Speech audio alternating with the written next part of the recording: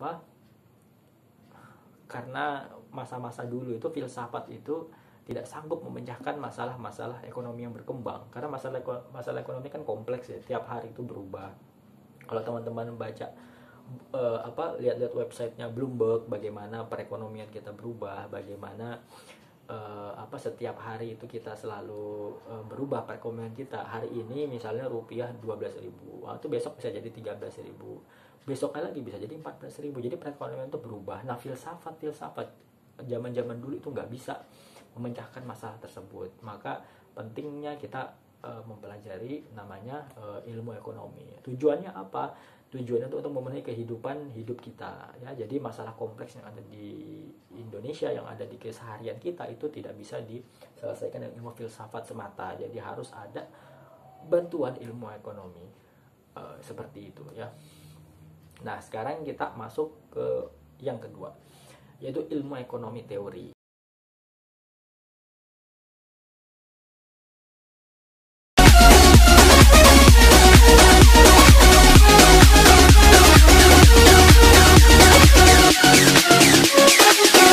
Economics itu dia menjelaskan dan juga merumuskan bahwasannya ada hubungan sebab akibat, atau menjelaskan tata cara sistem perekonomian dalam kehidupan masyarakat. Nah, cangkupannya ini adalah mikro dan makro ya.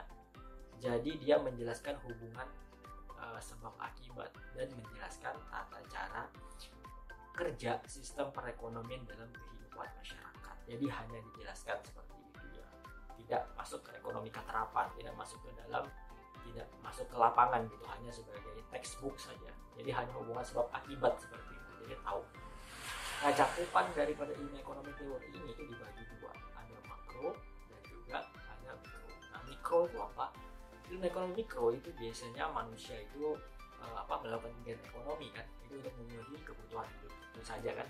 Nah, akan tetapi manusia itu juga dihadapkan pada keterbatasan pemenuhan kebutuhan ya, dibandingkan sumber daya ekonomi. Artinya kebutuhannya banyak, sumber daya ekonomi sedikit gitu kan.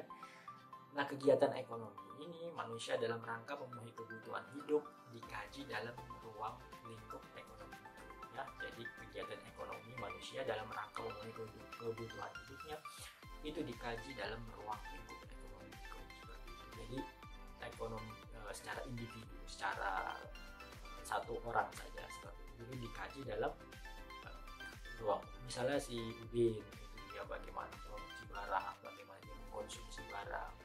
Nah, itu dikaji dalam ruang lingkup ekonomi mikro. Nah, sekarang kita masuk ke ruang lingkup ekonomi mikro.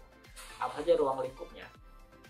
Nah, kita lihat saja bahwasannya dia itu biasanya ilmu ekonomi mikro itu membahas tentang perilaku ekonomi secara pribadi dalam rumah tangga. Ingat ya, secara pribadi dalam rumah tangga, bukan secara berjamaah, bukan. Jadi secara pribadi dalam rumah tangga ya. Entah itu rumah tangga perusahaan, entah itu rumah tangga pribadi kita, pribadi perorangan, atau struktur industri, entah industri apa, industri katun India tadi, terus industri bahan pangan, atau industri ya, intinya satu perusahaan seperti itu, atau satu rumah tangga, atau satu struktur industri seperti itu ya. Nah, kajian ekonomi mikro ini itu juga terkait dengan pengalokasian sumber daya ekonomi secara efisien. Nah, jadi bagaimana ada sumber daya ekonomi terus dikelola secara efisien. Nah, ada pun pijakan ekonomi mikro ini, nah, dia biasanya itu ada beberapa teori yang mendasari seperti itu. Yaitu ada teori harga, ada teori produksi, ada juga teori distribusi. Nah, sekarang kita bahas pelan-pelan ya kajian dari ekonomi mikro. Saya berusaha menjelaskan dengan bahasa-bahasa yang santai, bahasa yang dimengerti seperti itu. Kita masuk saja ke teori harga.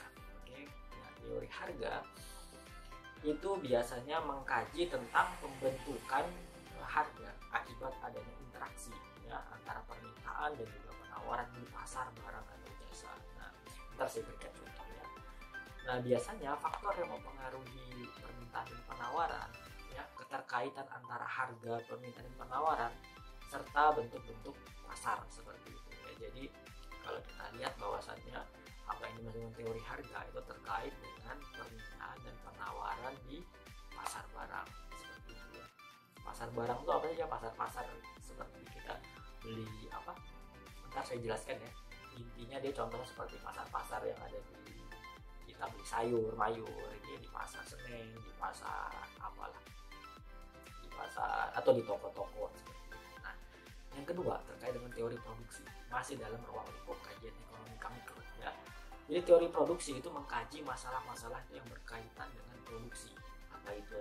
Terkait dengan biaya produksi, terkait dengan tingkat produksi maksimal, tingkat produksi yang menguntungkan bagi produsen, atau kombinasi faktor-faktor produksi yang digunakan dalam proses memproduksi suatu barang agar memperoleh keuntungan sebesar-besarnya. Ntar saya jelaskan di situ ya.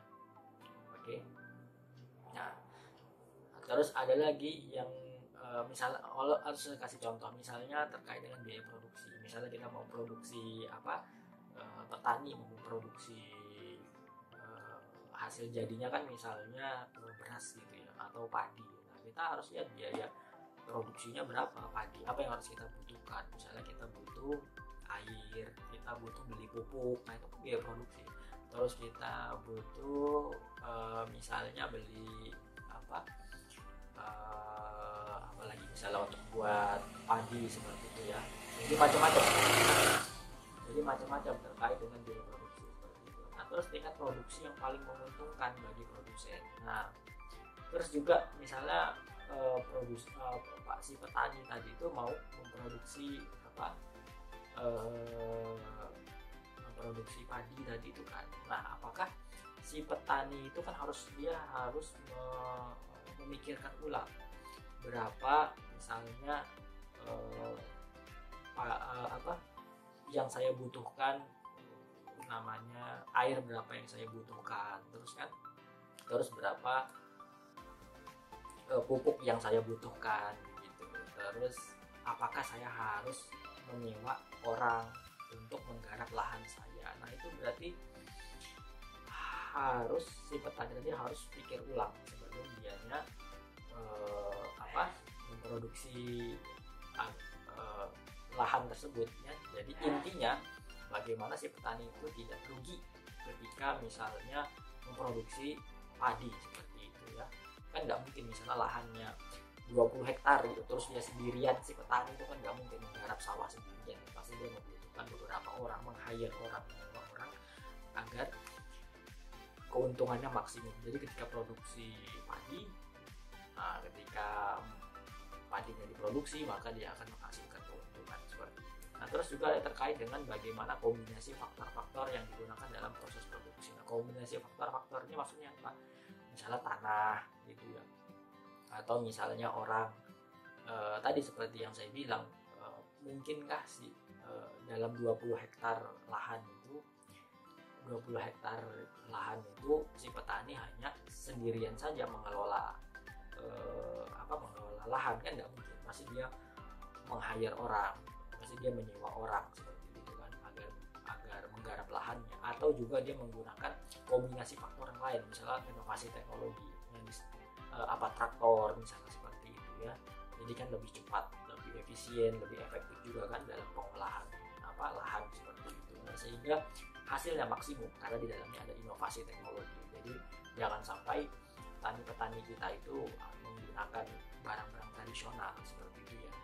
Jadi bisa saja kita menggunakan teknologi sebagai inovasi agar kombinasi faktor-faktor produksi yang misalnya lahan itu bisa digarap secara optimal. Itu tadi disebut dengan teori distribusi ya. Itu yang ketiga. Teori distribusi ini apa? Tadi ada teori harga, ada teori produksi, yang terakhir teori distribusi. Ini masih dalam ruang lingkup kajian ekonomi mikro ya.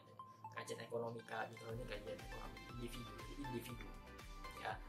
Nah, teori distribusi ini mengkaji tentang faktor yang menentukan tingkat upah tenaga kerja, tingkat bunga yang harus dibayar atas pemakaian modal, habis itu juga keuntungan yang diperoleh produsen atas proses produksi yang dilakukan. Kita bahas satu-satu. Misalnya terkait dengan tingkat upah tenaga kerja, distribusi ini kan penyaluran gitu ya, mendistribusikan dari A ke B, dari kota A ke B. Berarti ada barang yang didistribusikan dari kota A ke B. Misalnya kita ambil contoh barangnya misalnya sepeda seperti itu. sepeda itu didistribusikan. Nah, distribusi sepeda kan itu kan masih menggunakan kargo seperti itu kan. Nah, berarti berapa upah tenaga kerja untuk mengantar dari barang A dari kota A ke kota B. Nah, itu termasuk dengan tingkat upah tenaga kerja.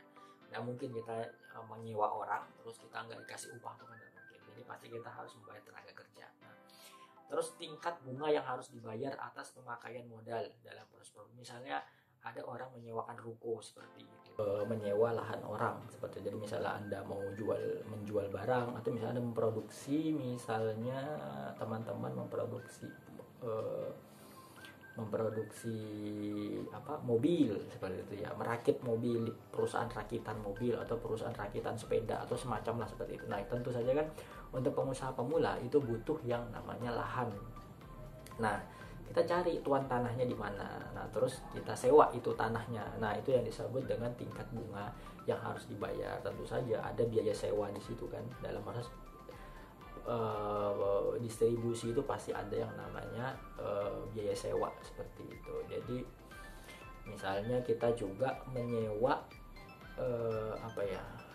kurir seperti itu. Nah, menyewa kurir, nah itu juga termasuk dalam pemakaian modal, karena modal itu bukan hanya uang tapi juga termasuk bisa di dalamnya kewirausahaan. Misalnya ada manajer operasional seperti itu kan, modal itu ada yang modal bentuknya uang, ada yang modal bentuknya jasa seperti itu gitu ya. Nah, jadi juga misalnya tadi yang paling simpel tadi itu harus dalam distribusi juga pasti ada yang harus kita bayarkan ke orang lain seperti itu. Contoh gampangnya lagi adalah misalnya teman-teman menyewa mobilnya orang dalam mengantar barang. Nah, itu pasti kan ada biaya sewa di situ kan. Nah, teman-teman harus bayar biaya sewa mobil seperti itu untuk mengantar dari kota A ke kota B.